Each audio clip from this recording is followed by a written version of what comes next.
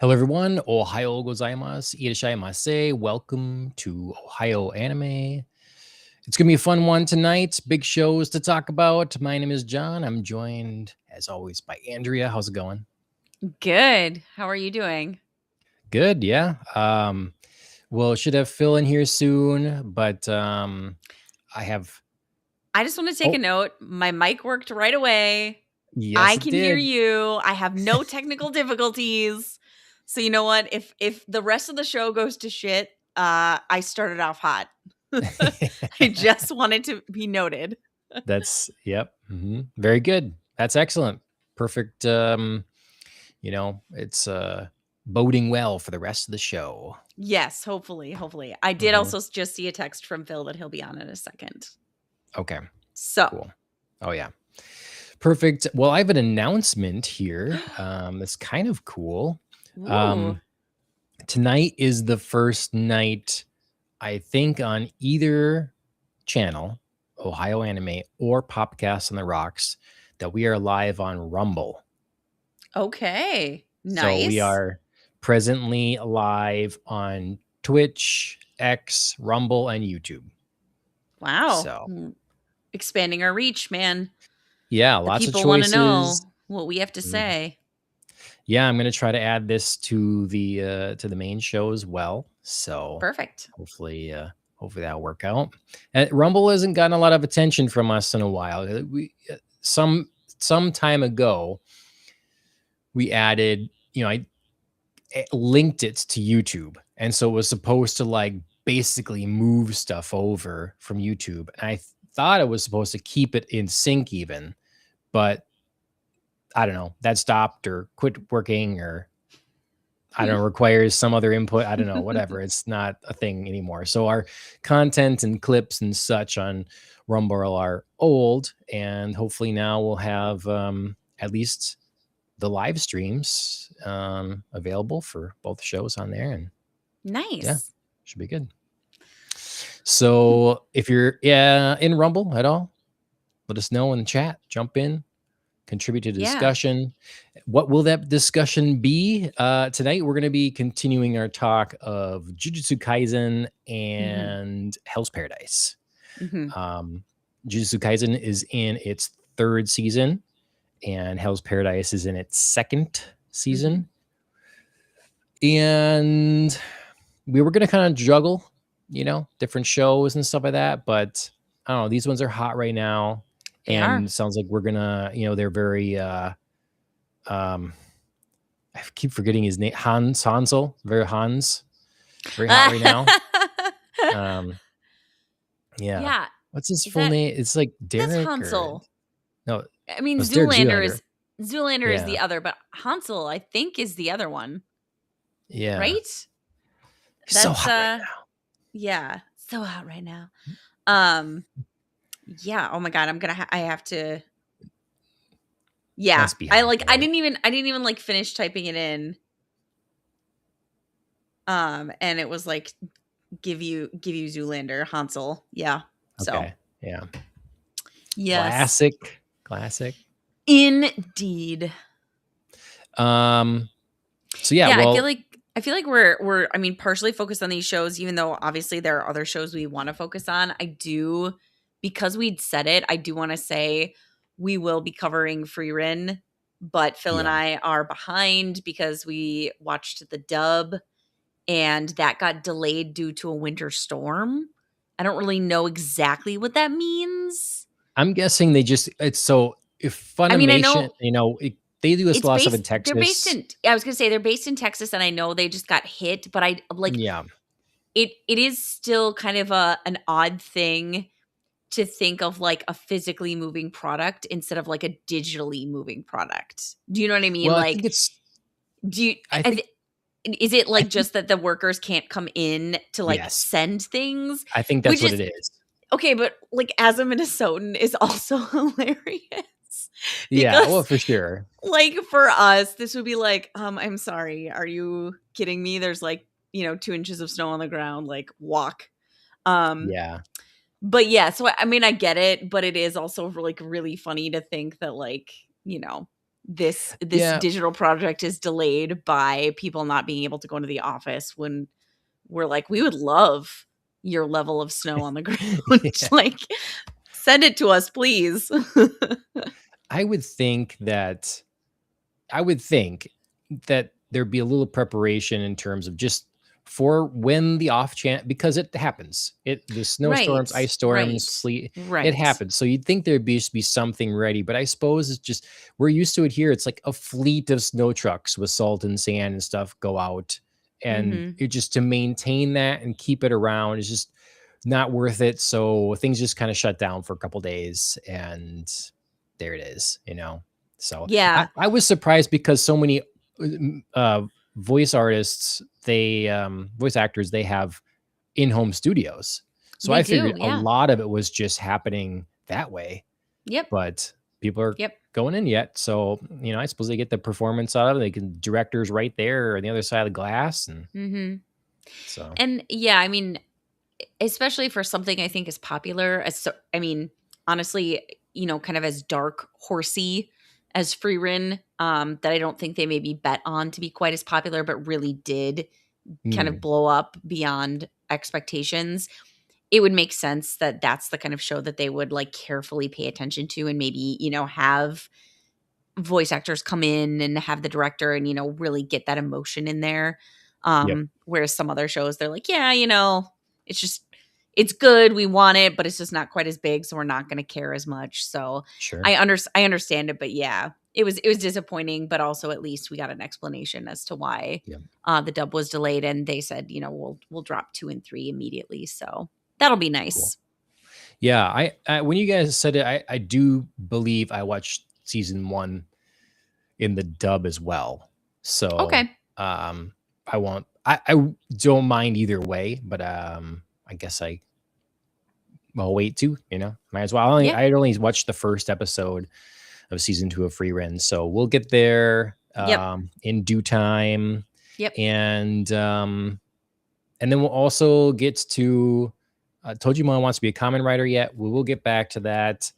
Um, I know it's not one of the things you can follow along with us week to week now or whatever, but I hope that some of these, people discover different shows at different times all the time. So Hmm. we'll probably just cap off and finish through season one or something like that, unless it's a full, but I don't think it is. And if it was a full 26, 23 episode thing or Oh something, god, yeah, we could break it then up into 2, yeah, but but I'm guessing it's the 13 or, no, it's more than that. It's 16. 16 is out right now.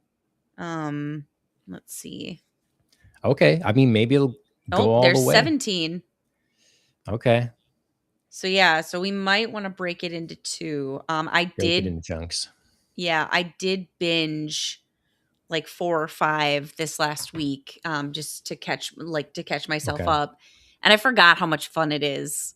Um Sure. Yeah. You know, just to kind of tie into our subject tonight, obviously, we know that, JJK, Jujutsu Kaisen, is, gonna be starting a tournament style, battle Yes. between sorcerers, and Tojima Wants to Be a Common Writer wraps up a tournament style battle between its main characters, and it Yes.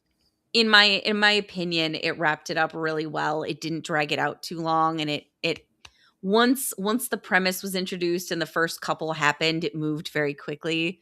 So I Mhm. appreciated that handling of it. So I hope JJK follows suit. We haven't started this um, Sure. culling game tournament yet, but I'm Yeah. hopeful.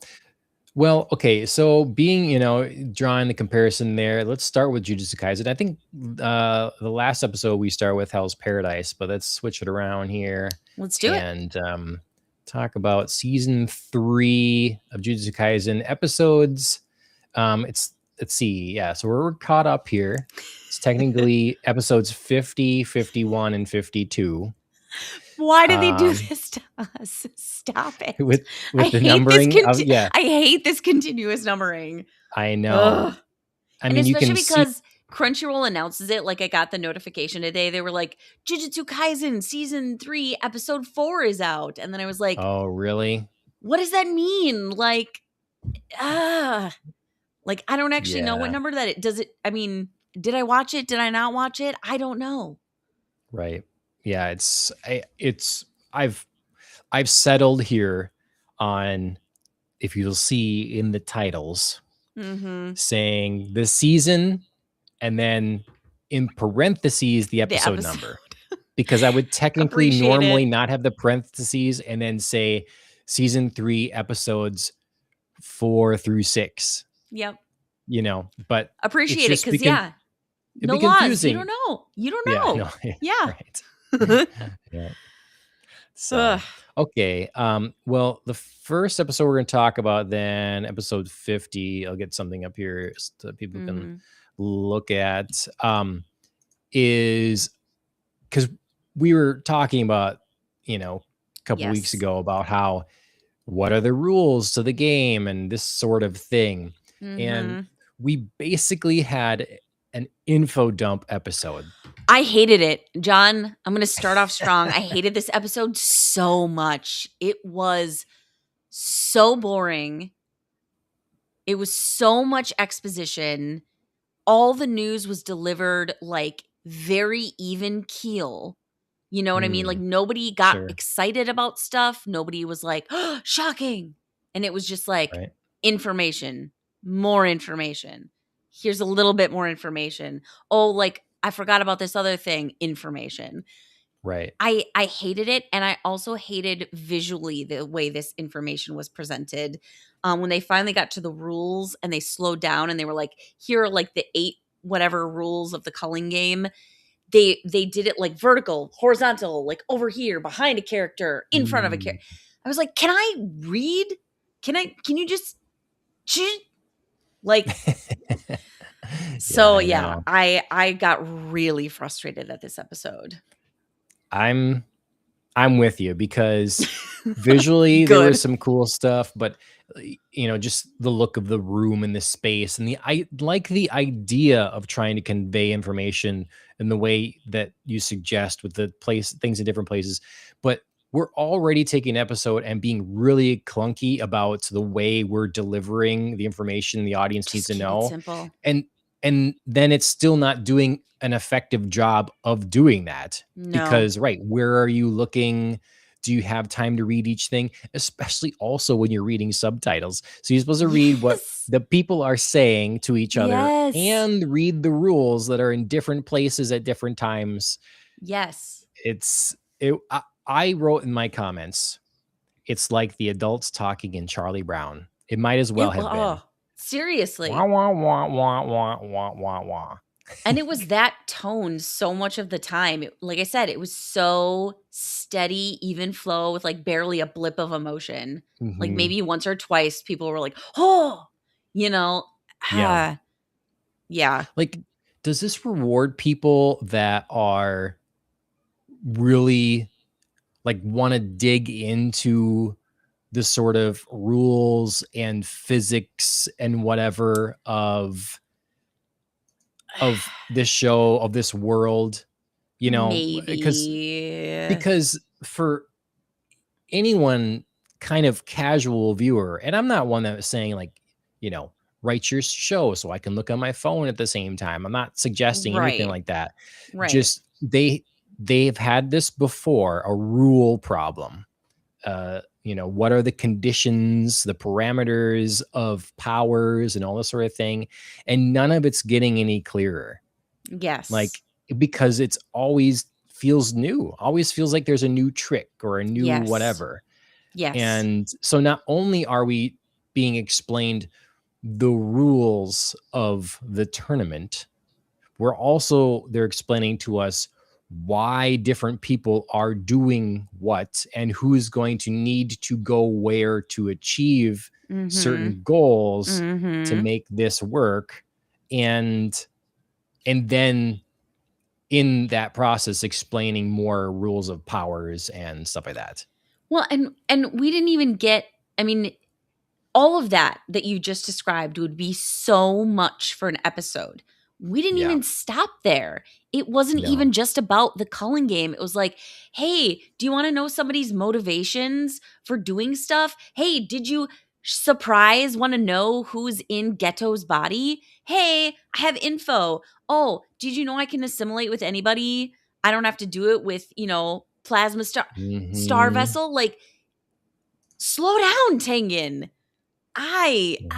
That was so much information, and I was so disappointed with the way that, I mean, if you wanted to keep the culling game on an even keel because it's brand new and we don't know how to react to it yet, sure.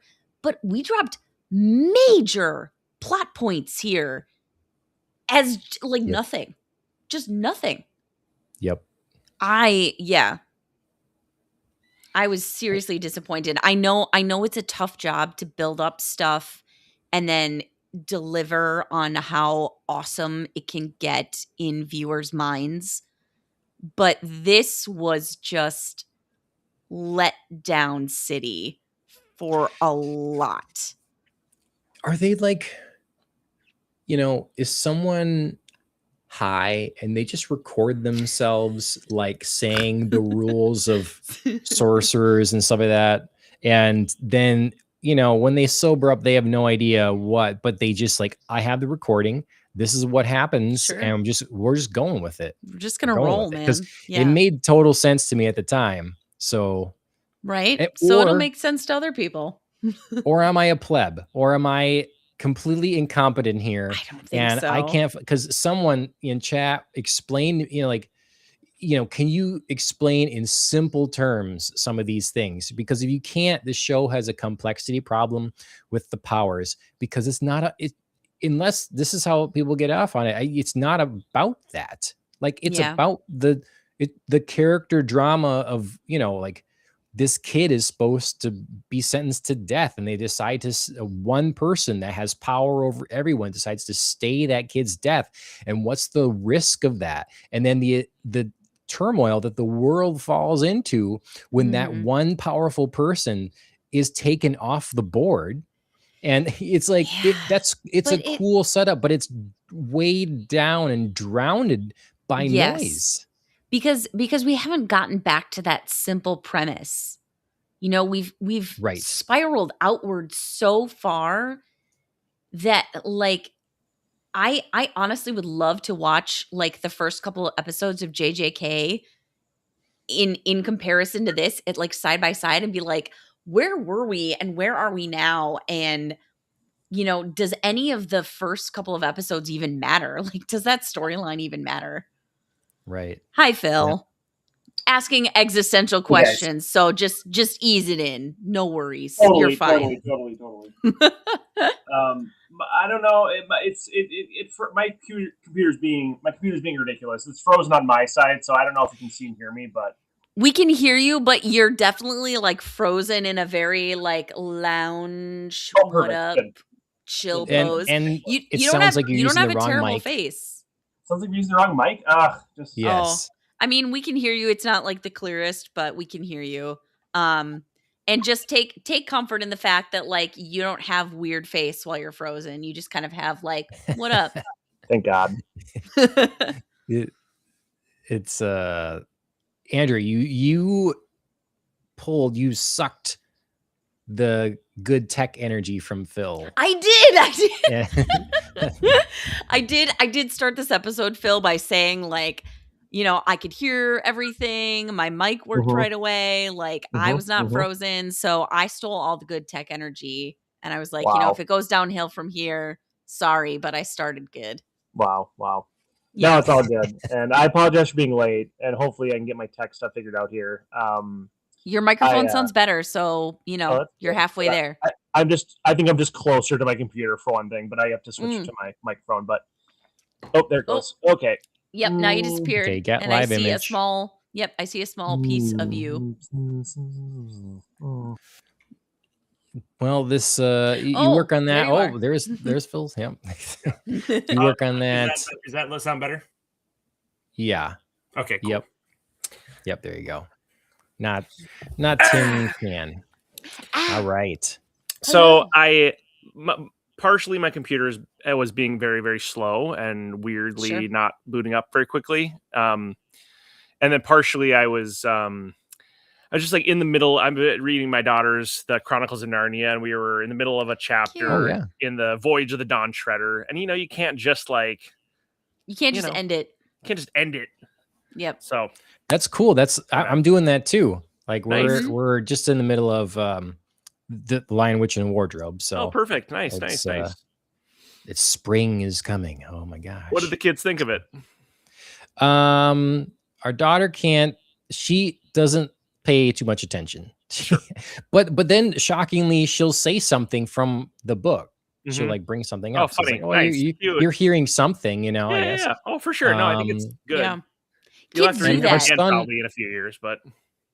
And our son will sit there and listen to it for as long as I want to read it. So wow, sure, yeah, excellent. That's wonderful. Yeah. That's very like kids. Like you don't think they're paying attention, and suddenly they repeat something. And you're like, what? Totally. Yeah. Okay.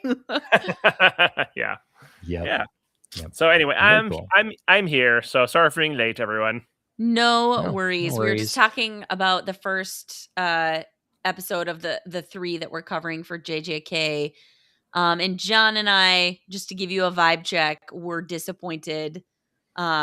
Just thought like it was like so much of an info dump that the episode was underwhelming. Yes, I agree, and I knew you guys would feel that way. Especially, I knew John would feel that way. I was like, when our families got together a couple weeks ago, Andrea, I think I said I was like, John's gonna hate this episode. Just like yeah, you did. Dump. You did. Yeah, and I hadn't watched it at that point, so I was like, okay, you have Phil the Oracle hath foretold. But yeah, I was just saying, like, I was disappointed because like we got all of the rules of the culling game, but we got them in a very strange fashion. Yeah. And then we got like major plot point drops, like Tengen can merge with anyone. Maybe I'm a little bit evil now. Hey, Kinjaku is the sorcerer that's taken over Geto's body. And we got it all in this very like monotone, even like info sharing. Like a news report. It was just very like, here, have this information. Without any like build up or excitement. So I was disappointed with this. It certainly was a underwhelming episode for sure. Yeah. That's not to say I feel that way about all 3 episodes that we watched, but just this one in particular felt like, yikes. Could have done some things better. Yeah. I mean, they probably were just like, we just got to get some of this information out. So let's just. But I was saying, not every episode's going to be understood 5-star. I half understood it the way it was. That was my one of my bigger problems is like, if you're at least going to have this information dump of an episode, which also makes me concerned further about what I was expressing before is like, okay, they're going to try to like explain all this stuff. And then we're just going to jump to the tournament and fighting. So here's our little explainer. Now that's all out of the way. We can have mindless fighting for the rest of the season. Right. I don't know, but I thought a lot of the information we were talking about how it wasn't well conveyed anyways. Sure. So a lot of it would have just went past us.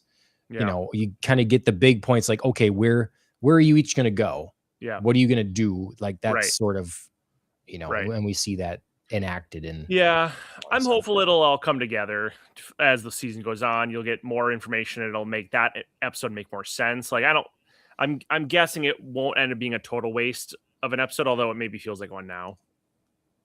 Okay. True. I mean, it could. I was like I said, I was disappointed. I didn't exactly have high hopes for laying out the rules of the culling game, because, sure, that's not what's important, but the other stuff felt like big things that were just like dropped in without fanfare or buildup or some emotional payoff.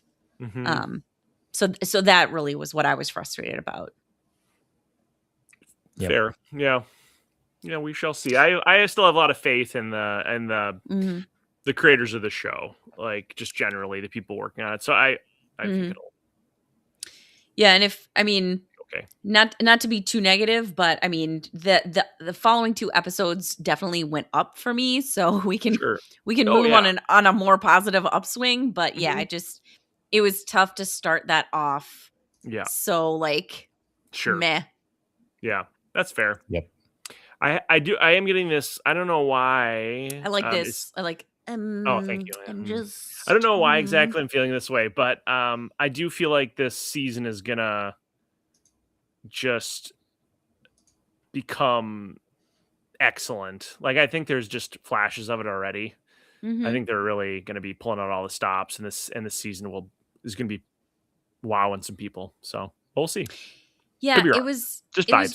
I think it was hard coming from 2 very interesting episodes that I was very engaged with right off the bat, and then to like kind of slam that momentum to a halt while we imparted information, and then like pick it back up for the next 2. It was just, I know that you want to have a balance between like the fights, the excitement, the action, and the slower episodes, but it just felt like so far apart that it was really difficult.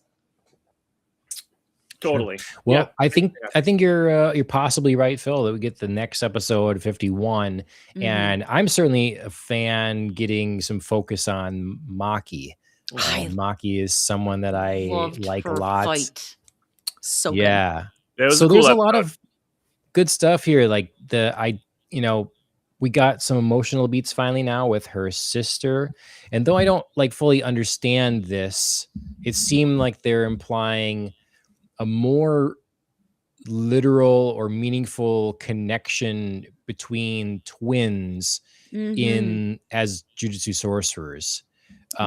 Whereas like that was always an interesting moment where her sister would be like, I just don't want to get better. I just don't care. Like, I don't care about this, and you have to be the one that's a go get 'em kind of attitude or whatever. And so we get this sort of recognition that I am somehow, as a twin, literally holding you back. And the way I take it then is like when and I don't understand, and they didn't explain, and I was okay with that.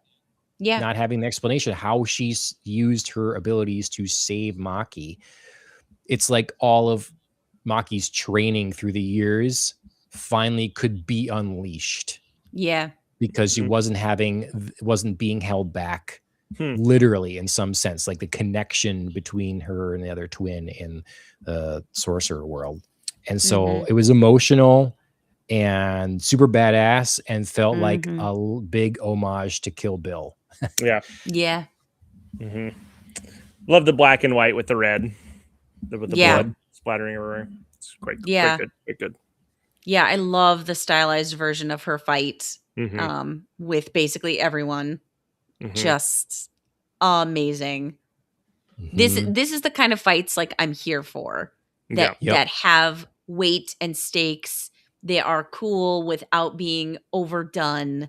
And they don't drag on too long. Like nothing felt so extraneous or just like, okay, well, it's been like 5 minutes. Like, do the thing.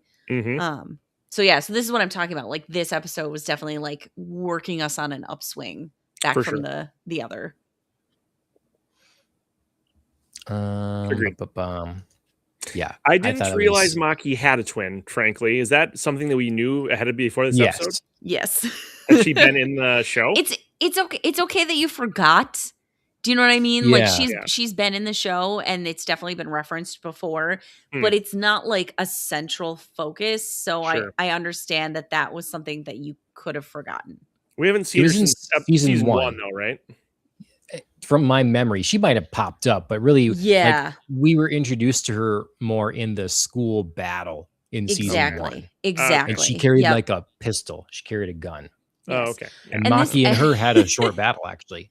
So this is why I feel like you came in at a good time, Phil, because I was talking about like I would love to see the first couple episodes of season 1 of JJK and like Yeah. contrast with where we are now, Yeah. because it just feels like almost totally different shows. It does. Yeah. It's Yeah. just so different, and like where the premise of the first season was and where we are now feel like miles apart. Yeah. It really does. Yeah. I mean, it's definitely, it's escalated quickly. Yeah. Got my Oh, there you go. Maki Oh, cool. Yeah. figure. That's a good one. Cool pose. I definitely, in the, I don't know if it's the first or the second episode of this season, when I first saw Maki, like with her eye bandaged and sitting in like the room with the, you know, when they got together with their crew, I definitely thought it was Nobara at first. So I was like, oh, she did survive, but then I was like, no, that's Maki. And then I believe we don't know if she survived still at this point. Yeah, I feel like It it's. I seemed to feel like suggest she she's died. dead. Yeah. I mean, Phil's right. Who did? Who suggested that? The show pretty Megami. strongly. Yeah, the show pretty strongly suggested that she died. But I would say that we haven't seen her. We haven't seen bodies. We haven't, said for certain. So I'm open to the fact that she could be alive. But why would they have that healer who may be able to save her at the end of? I mean, they have it. They have him. It's just like the show also very strongly suggested that like she was dead. I don't believe it. Okay, yeah, well, I like that character, but I will respect the show for having her if she's gone. It's like Chainsaw Man. Like people die, and they set that expectation. for sure. And so I would like that here. Weird to like play with people's emotions that way, but yeah, she's like a big unresolved question mark. Like they haven't addressed anything about her and her death like since it possibly happened. Right. So TBD. I mean, we'll see. If she's dead, I mean, if she died, she did. I mean, but I don't remember there ever being anything real definitive. But I mean, we don't see a body. Right, exactly. But I mean, she got hit with her own nails, right?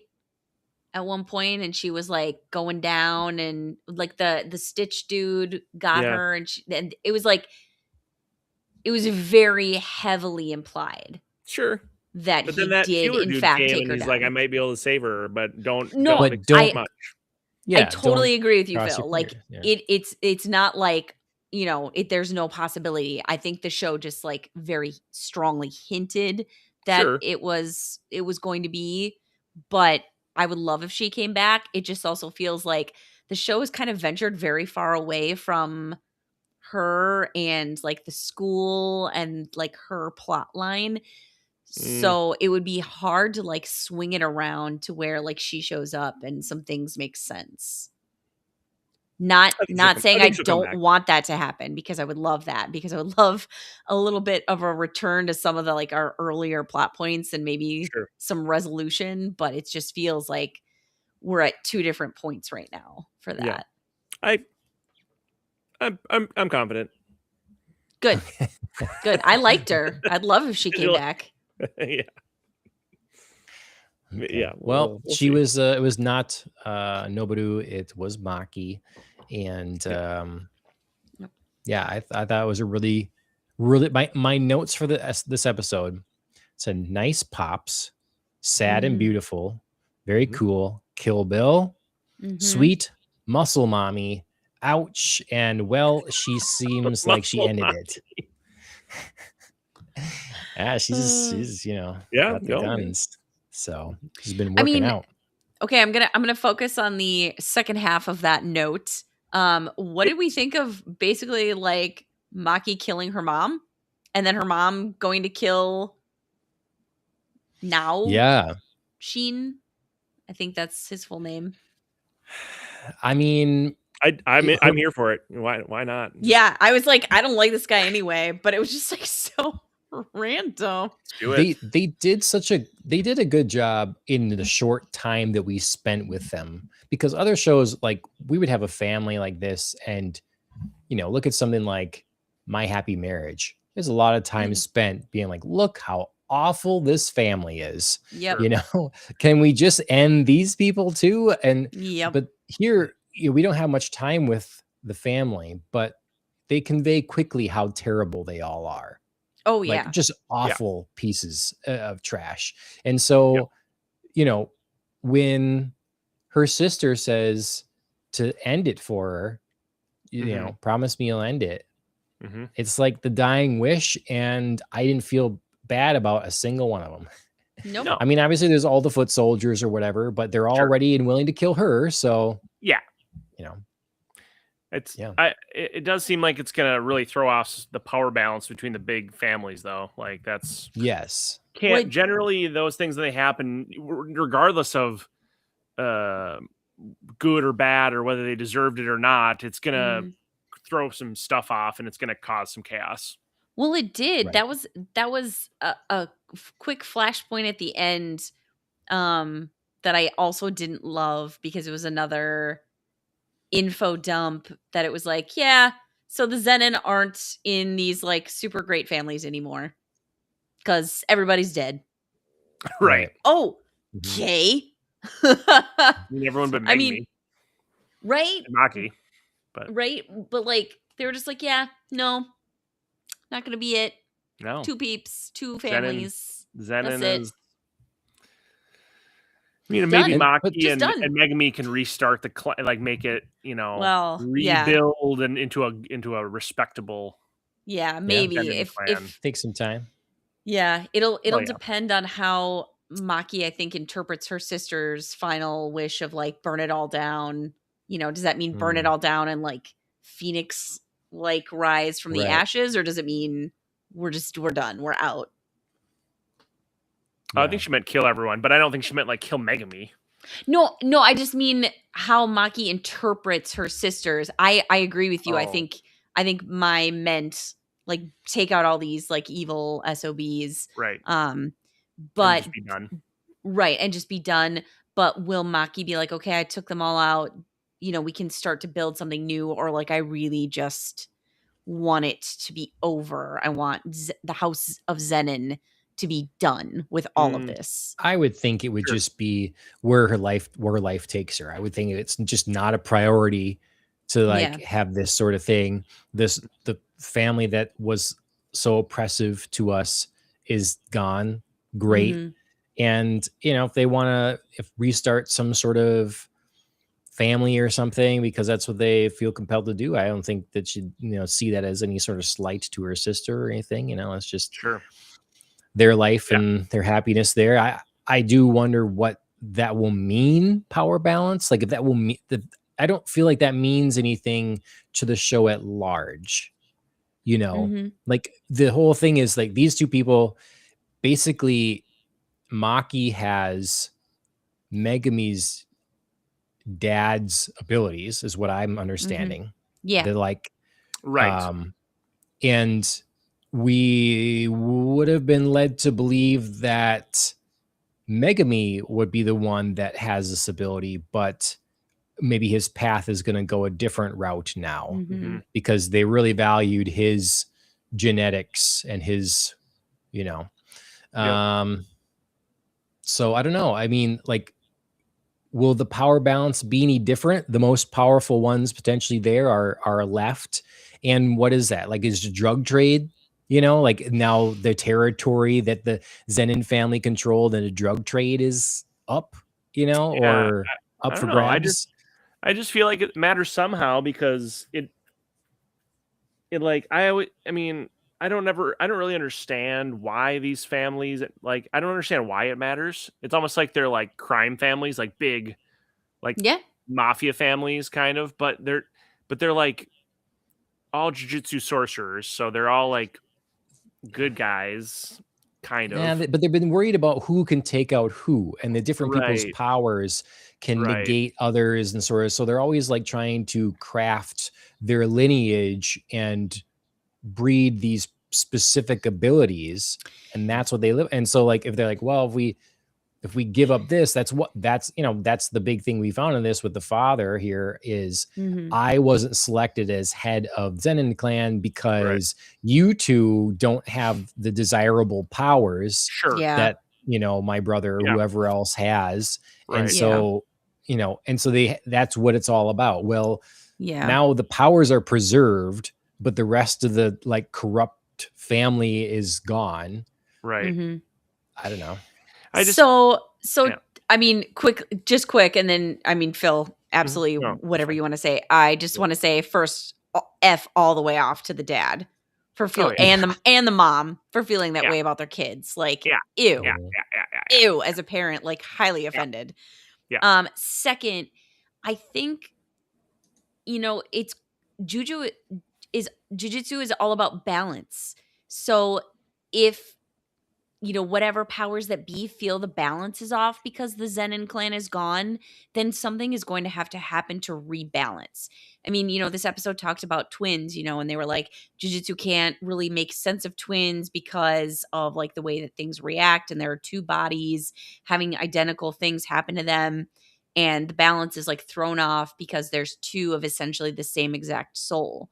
Mhm. So I think there's going to be some sort of, examination of, can these two families that are left coexist, or do we need to bring back Zenin somehow or another family to make this balance like all work with everything? Do you know what I'm trying to say? Yeah, maybe Because it's everything is about like balancing out, and there has to be like light, dark, good, evil, Sure. power and not power. Everything has to kind of like even out on the scales. If Mhm. Zenin House falling doesn't really make a ripple in all of that, then I don't think anything further needs to happen. If they feel like, if whatever powers that be or HQ feel like the power balance is off, then they'll address it somehow. episode 54 is going to be one big information dump on how the families and their power structures of like interact with one another. And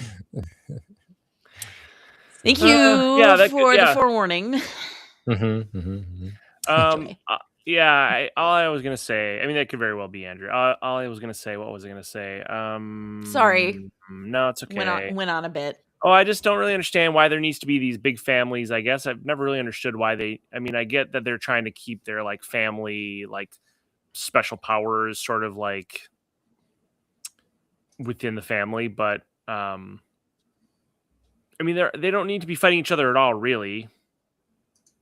Because they do, because they're not good guys. It's not a good guy, bad guy situation. It's not like, oh, well, there's, cursed spirits out there and cursed users, and then there's us, the good guys. It's like, no, how could we, we're It's like a mob family. How can we manipulate these things to our gain? Like, how do we see more power by whatever? It's like anti-heroes and villains. Do you know what I mean? Like, it's not heroes and villains, but it's not like villains and villains. It's like anti-heroes and villains. They do some some of them gray. Like the JJK High is like I think, aren't they trying to train Jujutsu sorcerers to like destroy cursed spirits to like protect? Yeah, I think that's not one of the families, Yeah, and no, I think all the kids they're from these families go there. Yes, and so I think that there's like a goal of maybe like Gojo's a professor there, and right. I think there's a goal of being like, we can aspire to more than this, or we should at least try. Sure. But yes, I think within the families themselves, it's very like anti-hero. Okay. Yeah, Gojo was a professor there, and no one wanted him there. He's there because he could force himself to be there because no one could contend with him. He would have been gone in a heartbeat. He was the only one that'd be like, I'm going to not sacrifice a kid. We're going to try not doing that. And everyone else, this power structure that is ready and willing to do that. And that's Yeah. exactly another kind of thing that we see in the next episode, where it Mhm. starts off with Panda and the principal.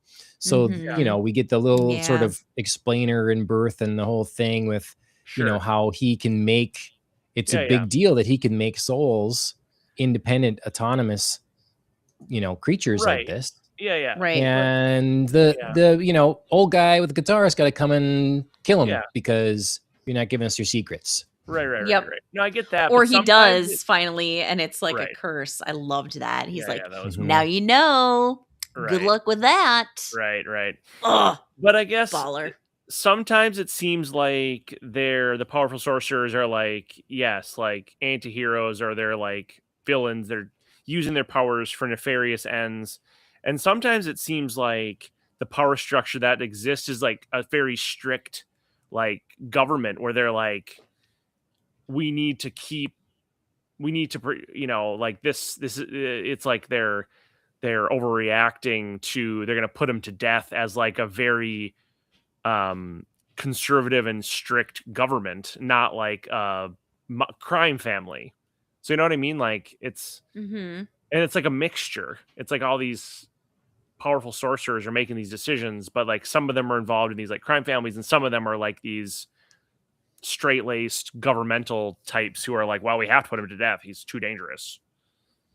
You know what I mean? Yeah. Well, I'm not suggesting that the crime families or the big families, we don't necessarily say they're crime families. They're just families that are vying for the most power. They Yeah. want to be in control of how things go here. And Right. think of it like you can even look at it like simple terms like rivalry and solo leveling between the different divisions there. It's like the Yeah. different countries and whatever. And Right. one of them, like in that case, the Japanese government's ready to be really underhanded and let people die so they That's can, true. up their standing in the world and all that sort of Mhm. thing. So you have these families that are like that. But my point is that, yeah, you have the school, but even the school, though they're ultimately, it's like, well, you're gonna have kids, it might just be a method of control. Like you gonna have kids, think of them like mutants, like an X-Men or something. They can either run around out there and play with their powers and cause all kinds of chaos, or if we harness that and we control it, we make sure that they do the things we want. Right. If they think they're because it's doing not good. it's not just the control of their powers, it's also the how those powers are directed. Mhm. And So so who's we? Who's we in that? Like when you're Well, Yeah, everybody who approved or like helped found JJK High. You know what I mean? Like So who are those people? But I mean, so we don't know fully because Are like some of them part of these families? Yes, I think so. And then there's like HQ headquarters or whatever that like we don't fully understand who they are yet. We've seen some of Okay. their like enforcers, Okay. but we haven't seen exactly who these people are. Okay. And I think like Jujutsu High was founded but with people with many different aims. Sure. And I think Gojo is a person who's like, I could take this and I could make it something like really aspirational and great. And we could move out of like this never ending power struggle. And other people are like, yeah, or we could like shape these people to do what we want to do, or like make them think they're doing good things, but really like we're doing these things, which I want to do, or like we could, Sure. you know what I mean? So I feel like the motives are complex. And they change from person to person. And that's how maybe everybody sort of agreed that Jujutsu High could be founded because they all wanted to pursue their own aims. And we're getting the good guy vibe because Gojo was like, yeah, I'm kind of sick of all this crap. Sure. And I want to just try something different. Okay. So that makes sense. But that's why I say like it might matter that all the Zenin clan is dead, because we don't really understand how this like overarching sort of shadow government of the Jujutsu sorcerers like operates, and how it's connected with the crime families or like the Jujutsu families. And so it is a little. I love how we're like shorthanding for the families now. We've basically just decided they're like They're crime Yakuza. families. Yeah, right. Mhm. Crime families. So I don't know. It's just it's they interesting. do give that vibe. I get it. But it's not just Gojo. Like I don't get like the principal seemed like he was pretty high up in this organization and like knew a lot of things, and both principals, and then like now the other principal and his other teacher who teaches at his school, I think, killed this principal, and it's like who gave them the approval to do that? Like, is there people higher than these principals? They just like, Oh yeah, I think Yeah. so. Yeah. so I just I And then mean, yeah, we do why are need to those find people out dealing with what's his face with the brain. with the brain. You know, the guy who's in with the bad guy. Ghetto? Oh. Yeah, well, The the guy guy who's okay, in okay. the Ghetto. Yeah. The brain that's in Ghetto. Yeah, Yeah, right. I forgot his name, Yeah. but Kinjaku. yeah. Jaku. That Yeah, was there you like. Did you forget because it was just a random drop in episode 50? And about him being like over 1,000 years old, Yeah. probably like Ain't no our big dad. thing. Yeah. Right. So it's just weird that they're like approving the principal to get killed, but like because he's too powerful or something to create these things. It's like some sort of Well, power because that is. it's like having an ally, but you're worried that they're secretly like gonna take over.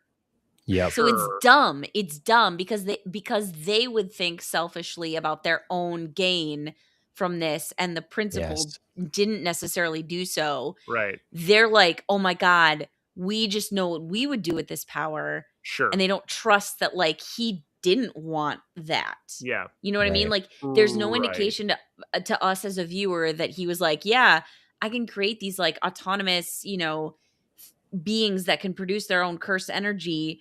Yeah. But like that was really cool that I did that and I love them. Sure. And these other people are like, if I could do that, I would build my own army and take over the world. And he's like, oh, I'm not really interested in that. They're like, yeah, we don't believe that because we want that. Right.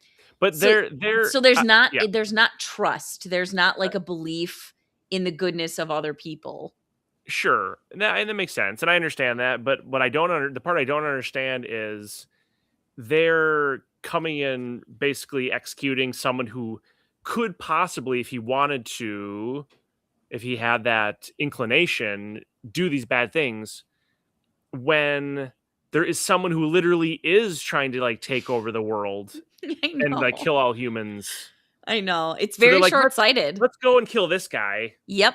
No, it's very short-sighted. They're more worried about like a potential betrayal than an actual threat. That's actually happening. That part I just don't get. I don't get that. No, I agree. I agree. Weird. It is weird priorities. Threat, like Kinjaku, wouldn't you want to use as many powerful other, like you use his? It's like they're worried about the outcome before the battle. Like after.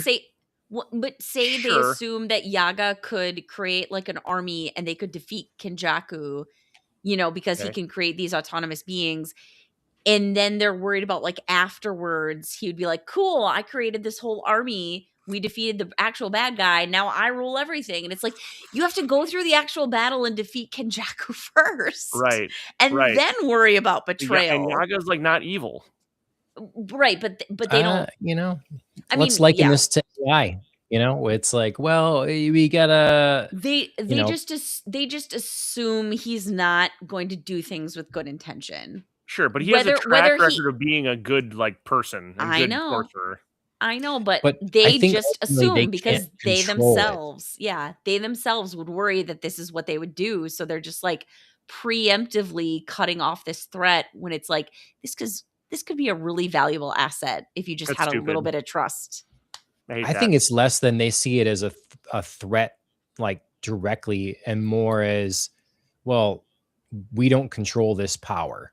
So whether that is a threat to our power or just like, look, if you crave power, you're going to let someone else be around here that has all this and you're not going to share the secret. Aren't you on the same side? You're not going to share how this is done with us. And so it's like, you either tell us or you're gone because we will have this power, not you by yourself. He shared it now. And he seemed to think like by sharing it, he was basically condemning this old guy, I cannot remember his name, apologies, to die. So he's like, you either now share it or you die. But if you share it, you're probably going to be dead anyway. Yeah, let's see what happens there. Weird. Okay, well that sucked because I really liked that guy, but yeah, I did too. I really liked the old principal too with his electric guitar. Oh, damn. I know it was disappointing to see him come after I'm not Yaga. super happy with that. I mean, that's obviously the show is just following the manga, but I don't know. That's, I agree. You just and can't it was handle hard the to see people that Panda. are all these gray people. No, you know? that's fine. No, that's fine. It's just when the motivations don't make a lot of sense to me. I mean, I guess there may be. That's because you're a good, kind-hearted, innocent person, Phil. That's why you're not. I don't crave power. Yeah, you're just like you don't run these little birds braid Phil's beard in the morning and help get him dressed for school. Like a Disney prince, basically. Yeah. Exactly. No, I mean I get it. It is disappointing when you have a character that you like and they do something and you're like, oh no. Yeah. Like that's not what I wanted. I thought you were better than that. Yeah. Yeah. Oh well, all right, we can move on. Also, I mean, I know Panda is one of your top characters, and it's hard to see Panda being so devastated. Yeah, it was by Yaga's passing. So I thought his and Yuji's fight though was hilarious. Yes, this is like a high note of these 3 episodes. Yep. That fight was so freaking funny. Yeah. And I loved all the little like pop, pew, and like Panda's overreactions. He was such a good actor in that fight until the end when he actually had to say words, and you were like, shh. Yep, less is more. But physically, they both sold that like very fake fight, and I loved it so much. That was awesome. If JJK wants to do this type of fights, I'm in. Yeah. That was a remainder of this episode is, so we saw, before Maki was heading to get weapons, they'd emptied out the vault, all that sort of thing. So it's gone. Yeah. That was one of the missions. Now we have Itadori and Megumi going to track down this woman in this club here, this fight club that I guess is capable of like, I forget how she is needed to recover like a key or something. I think wasn't she not the one that's needed her ability to recover the ability to go through the back door of the way Gojo's sealed? She like teleport or find something like that. So they're trying to recruit her. She's got some sort of talent with dimensional doors because Panda, one of the things he tells Yuji early on, he's like, the guy who organizes this fight club is behind a door, but every time I approach that door, I can't get there. And it's her like security. So she has some sort of talent with that. Yes, I believe that's the case. Yes. Yep. I wrote in my notes too, is like, I love the name John Bobby. Like they announced they're talking in Japanese also. John Bobby. When it was like star in between. Yeah. John Bobby. Yeah. So funny, good. I've in all my time of doing this, which has been 2 weeks, I've never seen anything like this. Yeah. So much very much needed comedic relief in this episode. Yeah, it was good. And then they, we end up sending in Itadori. He makes an impression, so he's going to get to talk to the boss and all sort of thing. And I wrote in my comments as well, and this is like, what a sage this man is, because he's like going to sit here and give Itadori this real, here's the wisdom of my life. This is how I live it, and all this sort of thing. And so I thought that was interesting. And I don't know if I agree, but life is a gamble to him, and that's how so we feel alive by gambling and that kind of thing. But then he drops the ball. He spills the beans. Yeah, makes the obvious blunder of pretending he doesn't know who Gojo is. Yeah. Yep. It was an interesting conversation. I weirdly took up issue with like Yuji drinking. There was like a whole side part where he's like, "You want to drink?" And he's like, I shouldn't." And he's like, do it." He's like, "Well, I can. I do. I'm just going to like knock back this drink." And I was like, why? Why is this like a conversation that we're having right now in the midst of this other Well- weird conversation about gambling and passion?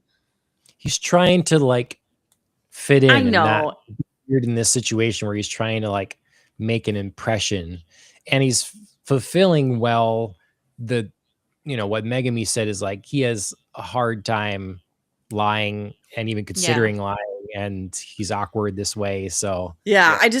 I was so uncomfortable with it. I was just like, don't, you're really trying hard here, Yuji, with your like, I didn't say I couldn't drink. I do it all the time.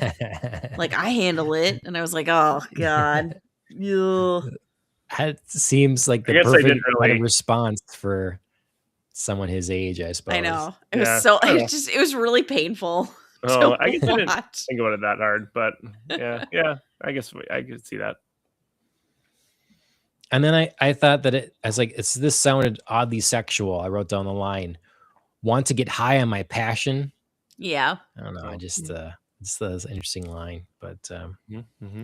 yeah, it was a comedic relief episode, other than like the heartbreaking stuff at the beginning, Sure. and then they Yeah. kind of lighten it up, and Yep. we got this other mission, and so I was, I was happy that we had the information dump, and then we had 2 episodes that weren't just like, here's the tournament.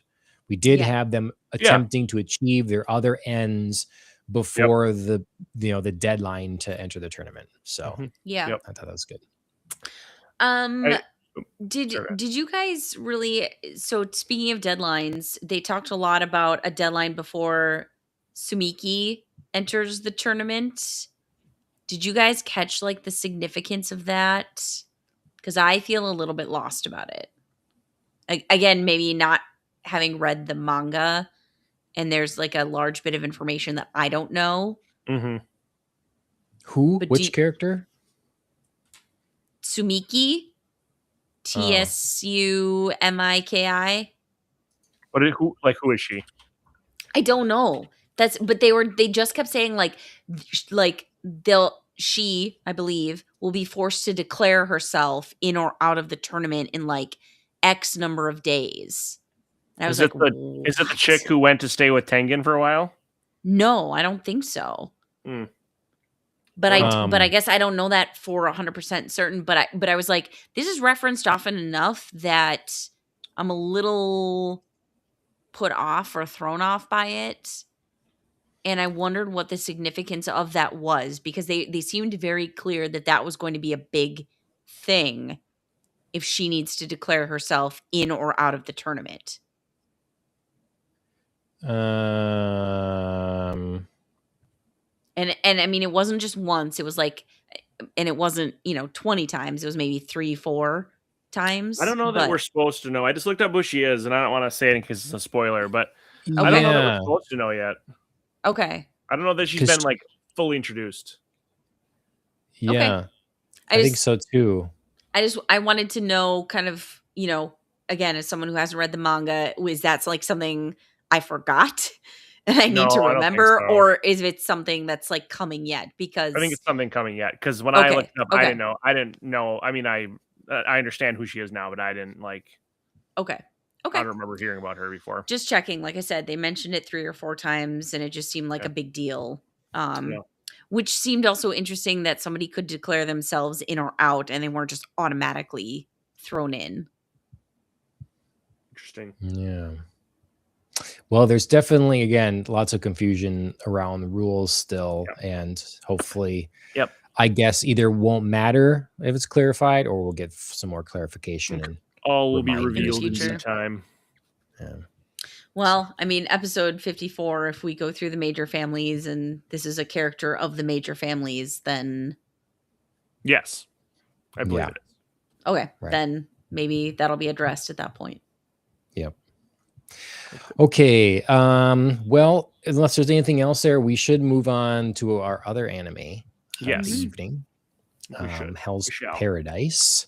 Mhm. So Hell's Paradise. We're on season 2. We're talking about episodes 15 and 16. Yep. Another MAPPA show here. Yep. And, we kind of last week recapped a little bit of what had happened, or the general gist of season 1. And we're getting now into, like, we spent some time getting Gabi Maru's memories to come back. So he was on the verge of death because he was completely out of whack with his, like overusing his Tao and lost his motivation. Yeah. And all this sort of thing. And then at the same time, we had the blonde-haired crazy kid losing control as well to his mutations. Yep. And, being separated from the group. So we had that. And then, we learn, see, anything else in episode 15? It's really kind of about Gabimaru was starting to recover and, like, hey, we can work together here. A little bit of memory of their fallen comrade. Yeah. I feel like MAPPA heard me in our last podcast when I was like, I want these couple of things to happen and be addressed right away. Yeah. You said you wanted the group to come together. I did. I wanted the group to come together. They did. I wanted us to address the fact of, like, is Gabimaru, like, does he have a wife, or did they implant memories? And they addressed that, like, right away. I was just like, thank you. I love still this. Not clear. It's still not clear. It's still not clear, but they got it out in the open. It wasn't just like, somebody's going to hold on to the secret of, like, maybe I know that your wife isn't real. They were just like, hey, maybe your wife isn't real. And he's like, cool. I accept that premise. I still think she's real because of these, like, small details. But I'm open to the fact that, like, you've said it. It's a possibility. The only way we'll know for sure is if we get off this island. So I'm still recommitted to doing the thing. Sure. But I understand that you have concerns that my wife isn't real. I was just like, that's all I need is for this to just be out in the open and it acknowledged as a possibility. So I loved it. It wasn't like some weird unspoken plot point of anguish between characters. Sure. Yep. That's good. Yeah. I think, I think they're doing a pretty good job of, bringing these groups together in a reasonable, realistic way, because they all, what do you think, Phil? Are you happy that everybody's back together kind of here? Yeah, I am. I think it's more fun. It adds some more, like, fun banter and stuff, and then it moves the story along because they're forced to, they obviously talking about, like, well, where have you been? What have you been doing? Like, it's helps to kind of bring the storyline together kind of in the first sort of, like, handful of episodes of this new season, and then, like, find a direction for where we're going for the rest of the season. So that was really good. Liked it a lot. I think it's interesting, the little relationship here, watching on screen, the building, Gabimaru does have the respect of what's her name? Sagiri. Yeah. And so that's kind of, and I like the kind of pirate hook guy's comments, I was like, oh, I didn't know like this. He's having a moment in these episodes. Yeah, he is my favorite. He's funny. Yeah. Just like everything he calls Gabimaru, Karimaru, or like Seketmaru, like he is just barrels of fun. He is like great comedic relief. He balances out everybody else. He's fun like without being annoying. He's like your off-color, like, older uncle who just, like, you're just like, uncle, you can't say that sort of thing anymore. like the one guy, like, lady boy, I mean, or whatever, I don't know what he's saying, like, man woman. Man woman. Yeah, or he's just saying stuff that's like, right. Sometimes you're like, but other times, like, that's offensive, actually. Other times when he's like, how dare you use me for training? I am so badass. I am way more than just like. Yeah. I love his level of offense where he's like, hey, take my sword. I'm going to beat this guy with my bare fists. Yeah. You know? Yeah. No, he's great. He's great. He is like just, he's my favorite. Captain Hook over here. Yeah. Yep. And he is, to your point, and I not just getting love- annoying at this point. Like, Exactly. it could be annoying. Yeah. It could be annoying. Yes. And I love how, again, he's got kind of one relationship with some of the characters where it's like with the men especially where it's like very like teasing and jocular, but then you know he and May have a different relationship where he was like holy cow, she's evolving, like what's going on, I'm very concerned for her. You know, he's got like a different set of relationships with the women where it's like very respectful and protective and you know I mean mostly But there was a moment where he was like, "Oh, like cute May. I wish you could have ridden on my shoulders." Yeah. But that's like honestly decently innocent. Yeah, instead of like you know other things that people could be thinking. Sure. So and then even when he does say things like about like the one chick's he's got a nice ass and the one chick's butt, like. It's not like he's like he's being like inappropriate, but commenting on their bodies, but he's not like being creepy and like leering and like trying to. Right. There's no like intention behind it. It's just like, do you know you have a good ass? Like, it's great. Right. Cool. Right. He's not like keep it up. Exactly. It's not like I want to do that's things. That's what would get annoying. That's what. Exactly. Yeah. It's not like I want to do things. There's not like like, and then we could. It's just like great job. You look awesome. Right. And there are those characters in anime where it's just like, oh, this is like the grape ball kid from My Hero Academia is like one of the most classic examples. Yes. People hate Minata because he literally is like creeping on all the girls and it's gross. Yes. But he's that's a trope. It's a trope and it's a, feasible character. He's a kid that he wants the attention. He is not going to get any, and he's really not going to get any with the way he acts. So he's a comedic relief element that I don't know. Just speaking as a woman, I'd prefer like the hype man mentality of as Captain a woman. Hook. Yeah, I prefer the hype. Just like girl, it looks good. Yeah. Right. Full stop. Right there. Why can't we do that anymore, Andrea? Can you explain? Right? Can we not just hype? Like in the office? Like just, Well, I think it's an individual relationship basis kind of thing. That's what my opinion would be on that. Obviously, that would not be appropriate. Yeah. No. Like back in the 50s. We're gonna start to make our own like HR sexual harassment beef in a minute here. Right, true. All right. No, I just mean that like you said, Phil, I like that, his commentary is more just like, you look great, awesome. Yeah, and then we can just like pivot to other things without, any expectation of follow through. So totally. I am enjoying his character. I think he's very hilarious. He's refreshing. He speaks his mind and that's it, Yep. And I think he also speaks some harsh but needed truths. Sure. Where Saiyan, is that the silver-haired guy, Saiyan? Oh, shoot. It's close. I don't think it's totally correct, but it's close. He's very like, I would like to see us work together, get off this island. I don't want to see other people die. And he's like, you're dreaming if you think like we weren't killing each other from the start. And sure. We're super ruthless. So we all wanted things to go our way. Shion? Is that it? Yeah, the blind guy. Yeah, I think okay. that's it. I was close-ish. I feel bad. But I couldn't remember it in the moment.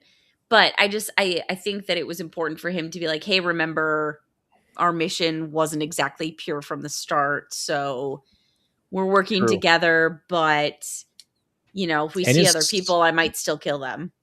his harsh words also like impacted the younger brother here, now separated from the blonde haired brother that is like, he's kind of coming to realization. Yeah, I should be able to stand on my own more here. I have relied on you to fight my battles for me.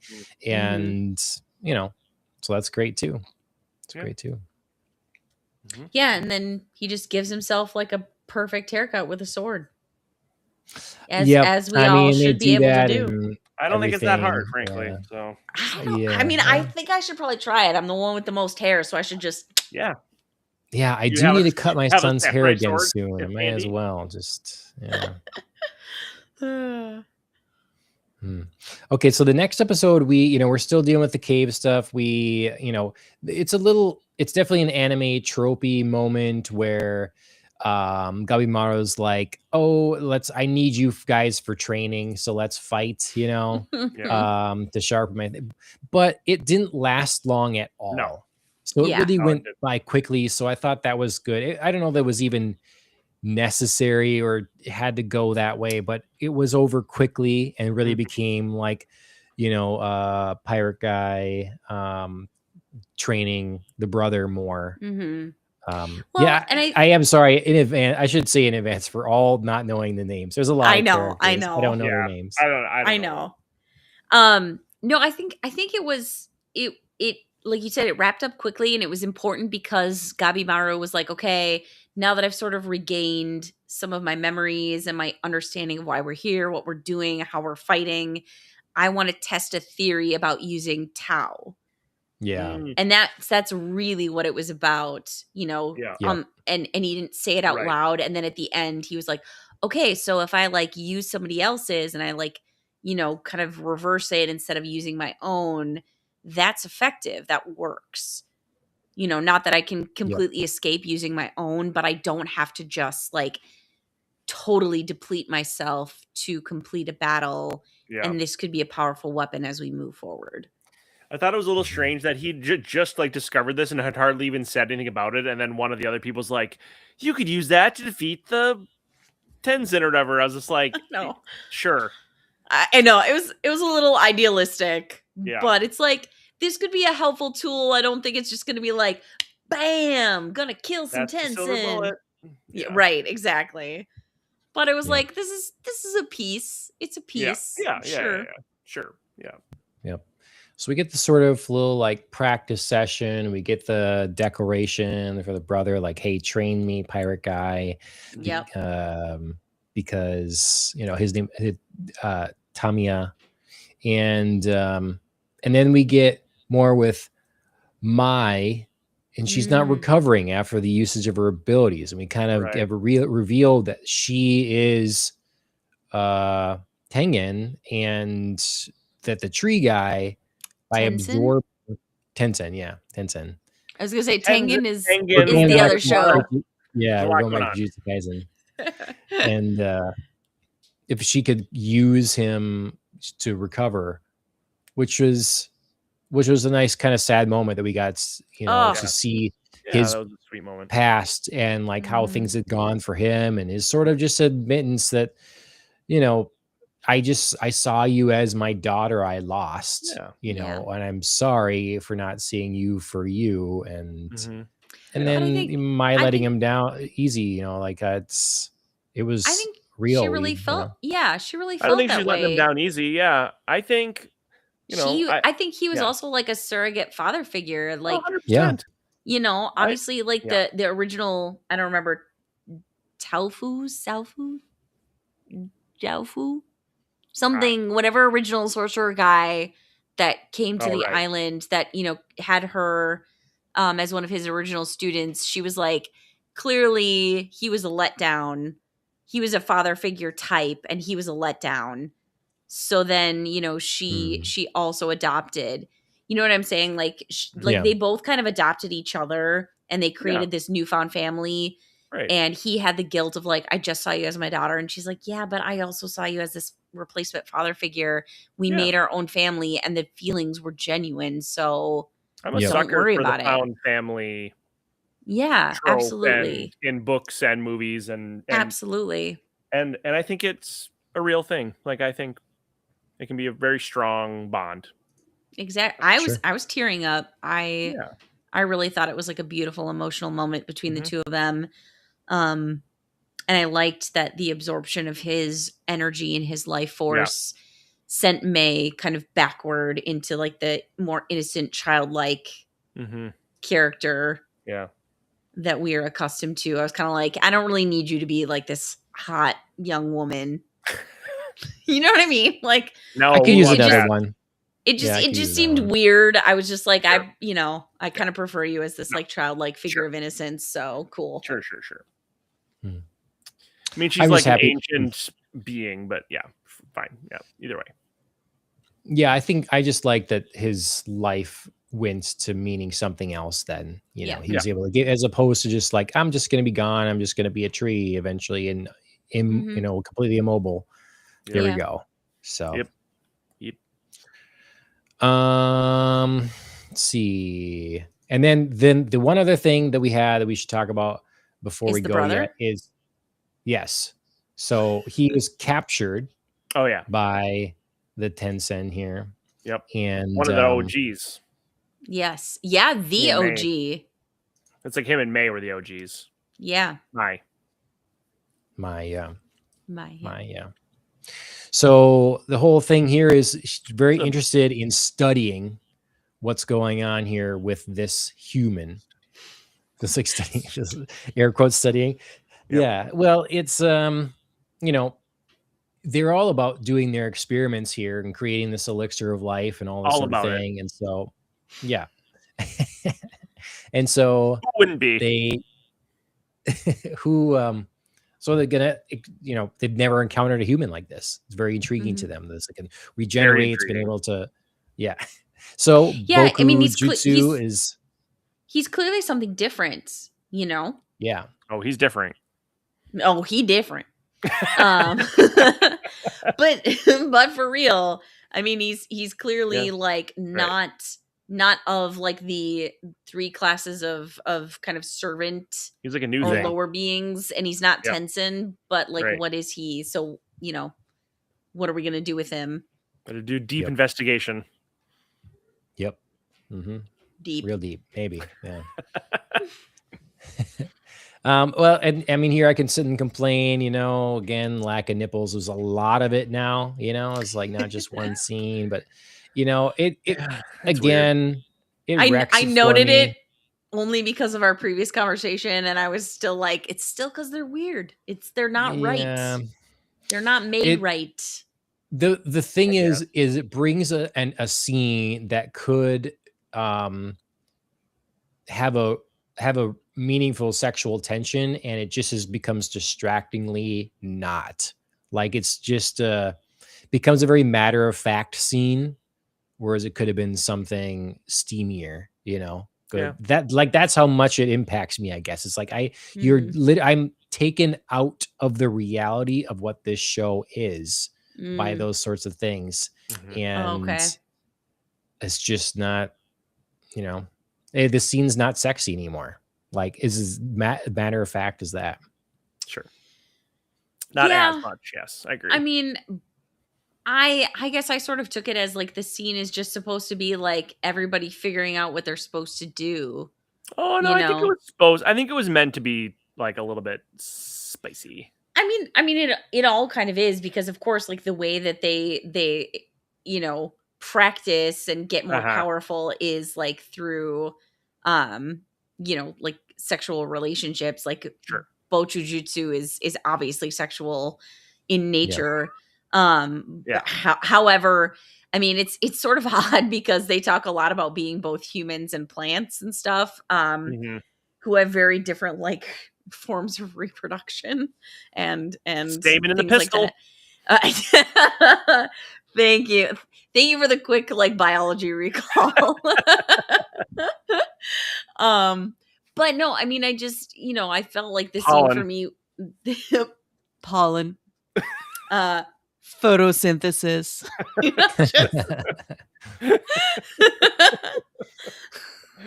chlorophyll.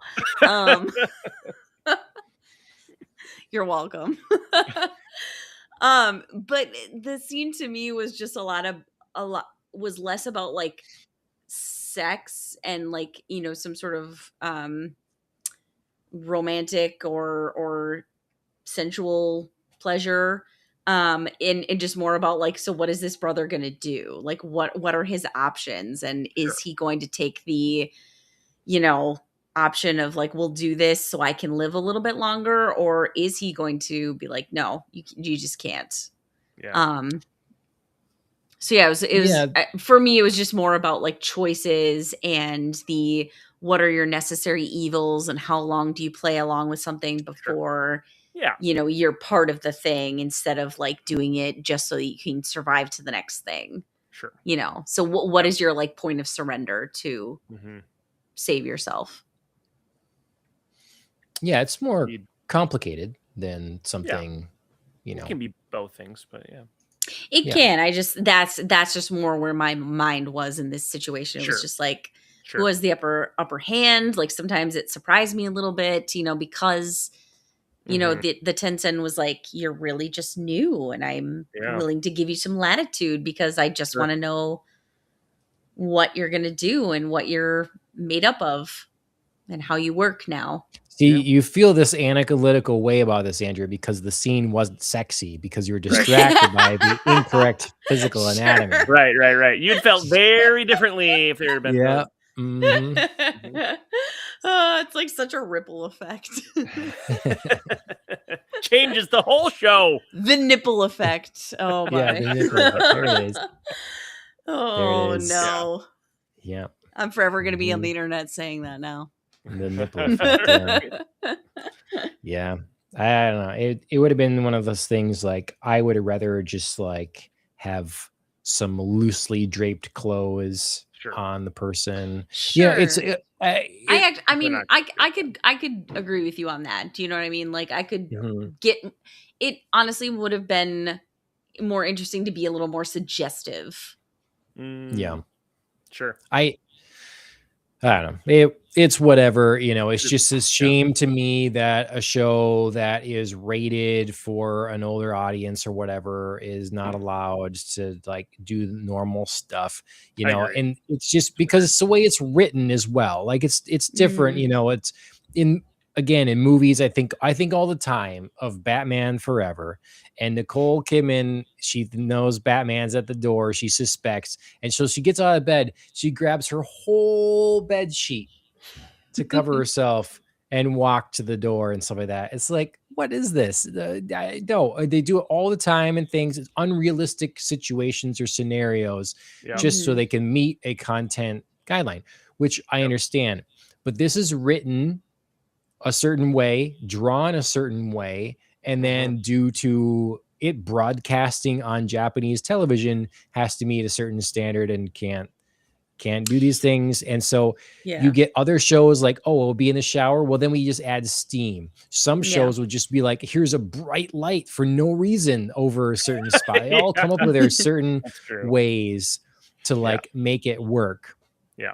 And I honestly would probably prefer like, let's have the humidity in the plant. It's like all the plants here in like a greenhouse.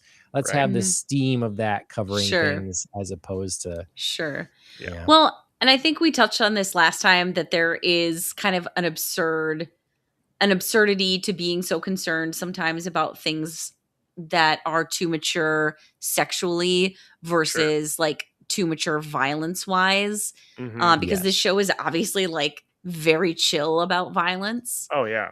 And they're like dragging like a half dead, you know, half corpse Doshi around, just like hooking him in, like literal hooking his back, like, come on.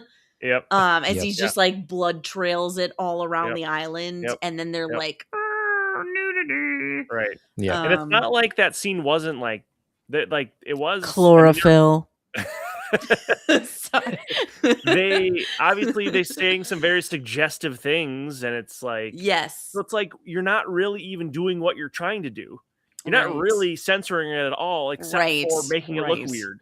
Like she still says something like, "Oh, I like to be on top," and like there's a point where they do like a shot kind of away, and she's like on top of him, and they have a very strategically placed like plant or something. So it's like they're doing. I mean, but to your point, John's like what they're being creative with, like blocking areas as they need to be. But it's just it's weird. It's just a strange thing, and I agree, John. It kind of takes you out of it a little bit, but Yep, it's just strange. But also, again, fair. But also to enhance my own point, they did in these 2 episodes talk again about when they were leaving the city, the group, after they'd finally met up and they were looking out over like the golden head statues, and they were like, God, it's all wrong. Like they're so put together wrong. They did make a very, very pointed remark about these kinds of things, about things being like just feeling wrong and off and like not put together correctly. So I just feel like there's not read the manga. It's a good headcanon for you, Andrea. Yes, it is. It's helpful for me to have that like reinforced because I do think about it in this sense, but I also think about it in like other senses of like it's just an essential point of this island. Like things are wrong. So that when we meet new monsters or new creations, we can just be like, again, it's just like this weird experimentation of like animals, humans, plants. How do they mishmash together? Right? Wrong? Yep. Let's figure it out. Yeah. So it kind of opens up a door for possibilities of new creatures all the time. Yep. 3 nipples. 3 nipples. Yep. There's going to be one episode. You're just going to get a wall of nipples. I get what you're saying, Andrea, but in the source material, they do draw them. So, right, John? No, all I'm saying is just like, I just sort of appreciate that like continual reference of things being put together wrong, because it just reminds me when I watch this show, no matter if it's the Tensen and, their lack of nipples or other things, it just reinforces like things on this island are not right. Sure. That's yes. I can. It's just like things are not right. I have a very specific idea of this world that I've known about for a long time. Ooh. Most of my life. I just kidding. I just mean, yeah, you're right. Okay. I'm just being a jerk. Okay. Well, I like just to wrap it up, I liked we obviously spent a lot of time of things happening on the island and moving plot points forward, which I appreciated because I specifically called them out. But I love that we at the very end, this was a great stopping point because it was like, hey, just as a reminder, these other peeps are coming in. Yep. And right. That was cool. Yeah, May was like, oh, big energy, very powerful, just got here. Oh shit. And they were a larger party than I had expected. There was a really huge dude too, I think, that I just briefly saw. Yep. So yeah, cool. I wasn't sure what I'd been thinking after the first episode when they were like, we're going to send people back there, but it was more. People forgot about that. There was more people than I expected, so that'll be interesting. Yep. What the shogunate wants, the shogunate gets, y'all. Clearly, so. As they say. Yeah. They do. Actually, maybe no one's ever said that before. Mm-hmm. They say well, maybe you are the shogunate, and now you've said it. Maybe. Well, thank you everybody for joining me to talk about these shows here. Mm-hmm. Appreciate it. The two big shows right now. I feel like there's actually quite a few. There's a bunch of other ones coming out that just don't have time for. Yeah, it's like we'll have to wait and see what kind of rises to the top as like this is a must watch or whatever. So for now we have these we're in the middle of. And again, Phil, you missed it. So tonight is the first night either show is streaming live on Rumble. So we're on X, Twitch, YouTube per usual, but also Rumble. We have content over there, but like that upload process or whatever had stopped syncing a long time ago. So now on Rumble should get anyways the live streams for both shows. So wherever you want to find us, you can find us in those, all the streaming places, most of them. So Twitch and X and Rumble, you're going to find us just under Popcast on the Rocks, the name of the main show. And on YouTube, You can see us live streaming and our video content on the name of this show, Ohio Anime. So YouTube's where it's segmented.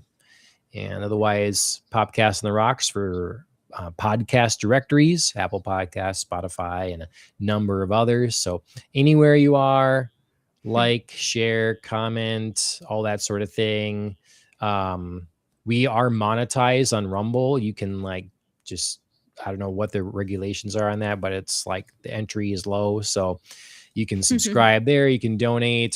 Same through Spotify. You can donate there if you want. Then that would be a means to us upgraded cameras or just paying for Restream. I'm charged every month to use Restream here. That is what allows us to stream to multiple places simultaneously, that kind of thing. So if you choose to support that way, you can.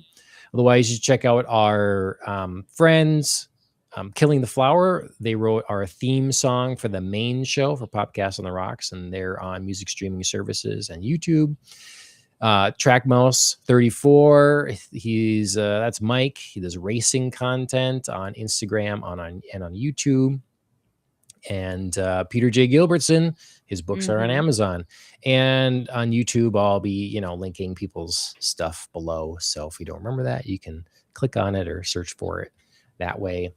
And otherwise, next week should be the regular Popcast on the Rocks episode. I think we're going to be talking about. I'm in the middle. Clues, Andrea. I'm in the middle of Fallout. So Fallout season 2. I could talk that. And then so we have to figure out how far we want to be along in that. And then I could be halfway. Okay. I don't know what that is. How many episodes is halfway? I mean, first season was 8 episodes. So if this season is 8 episodes, I think it's 2 more episodes, maybe. So it's 10. Okay. I mean, I think I could swing. Is 5 out? I don't know. I'm not that far. Yeah, not up on it, but yeah, we're 4 episodes in or something like that, I think. Okay. And then we also need to be talking about the Game of Thrones spinoff, which I have not begun yet, but I think there's 2 episodes, probably a third one out tomorrow night. So look forward to those things. You watched the first 2? Okay. I've watched the first one, so I could watch the first 2. Oh, well, not really spoiler, but I guess warning. I hear there's not censorship in episode 2. You get big old penis in your face, so get ready for that. Be prepared. Stamen pistol. So yeah, look forward to those things. Stamen actually is the male anatomy of the flower, so you nailed it. I mean I did, but then I felt like I had to throw in the other for balance. Towel. Yeah, right. So all those sort of things coming. Like, share, subscribe. Thank you guys for making this work tonight, and we'll see everybody later. Sounds good. We'll see ya.